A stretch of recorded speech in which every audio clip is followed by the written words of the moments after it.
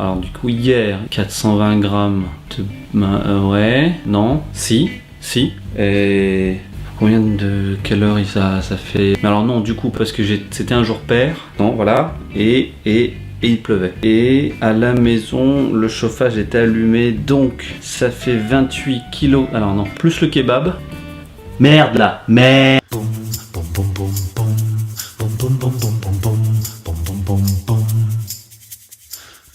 Alors aujourd'hui, on va aborder le thème des calories, au cas où vous ne l'aurez pas remarqué. Alors faut-il compter et connaître les calories dans nos aliments? Alors avant de répondre à la question, forcément, qu'est-ce qu'une calorie? Alors les calories sont des unités de mesure utilisées pour mesurer des quantités de chaleur. Une calorie, c'est pas du gras, ou c'est pas de la merde, ou c'est pas du... Alors en l'occurrence, ça pourrait être de la merde, mais pas toujours. Une calorie équivaut à 4,2 joules. Les joules sont utilisés pour mesurer les quantités d'énergie liées à la chaleur. Alors ça correspond à quoi et pourquoi 4,2 joules? 4,2 joules, ça correspond à la quantité d'énergie nécessaire pour élever la température d'1 gramme d'eau d'1 degré Celsius.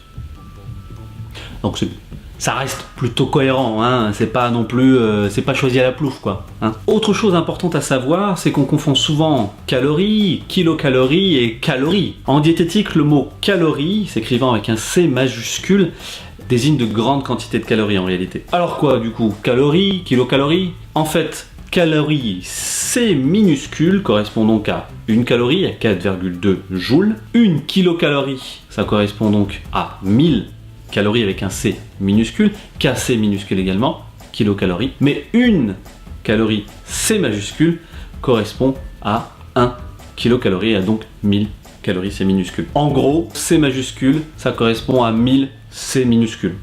C'est plus clair là, non? Ouais, là, je sens que c'est plus clair. Je sens que c'est plus clair. Voilà, c'est plus clair. En ce qui concerne les macronutriments, c'est-à-dire protéines, lipides, glucides, tout ce qui est micronutriments, c'est tout ce qui est vitamines, minéraux, voilà, les petites babioles là, c'est les micronutriments. Et en gros, les macronutriments, donc glucides, protéines, lipides, ça vaut combien de calories tout ça? Alors les protéines ou protides et les glucides, ça vaut 4 kilocalories pour 1 gramme. C'est-à-dire que lorsqu'on brûle 1 gramme de protides ou de glucides, eh ben ça produit 4 kilocalories d'énergie, de chaleur. 1 gramme de lipides équivalent à 9 kilocalories. Et en moyenne pour les fibres, on a entre 1 et 3 kilocalories par gramme. Et par curiosité, l'alcool représente à peu près 7 kilocalories par gramme. C'est beaucoup.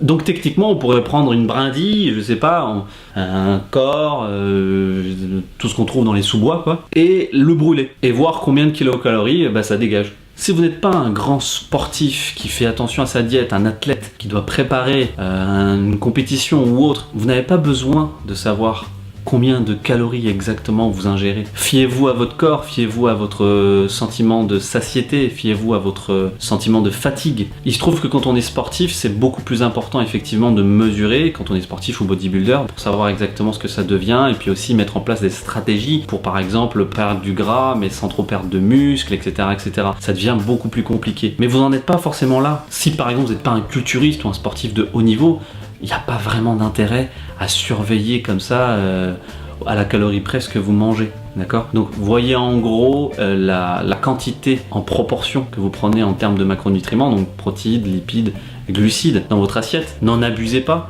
mangez sainement, ne sautez pas de repas, pratiquez une activité physique régulière. Alors ça fait un peu slogan, mais c'est vrai. L'idée, c'est pas de faire un régime dans la vie, c'est d'avoir une hygiène de vie à long terme. Les régimes, c'est fait quand vous avez un objectif précis, mais cet objectif précis ne dure jamais très longtemps après votre régime, et surtout, il peut être très dangereux pour votre santé, et parfois même à long terme, c'est-à-dire quand vous prenez les régimes hyperprotéinés, c'est pas forcément aujourd'hui que vous allez en voir les méfaits, mais beaucoup plus tard. Chez HealthFit, on a toujours tendance à dire, n'entamez jamais un régime qui ne peut être tenu toute sa vie sans danger. Pour conclure, donc, faites confiance à votre corps, faites confiance à votre appétit. Compter les calories, c'est une utopie, un piège créé par les régimes et les discours de marketing. À moins que vous soyez un grand sportif, vous n'avez pas à le faire. Donc ne vous prenez pas la tête plus que ça.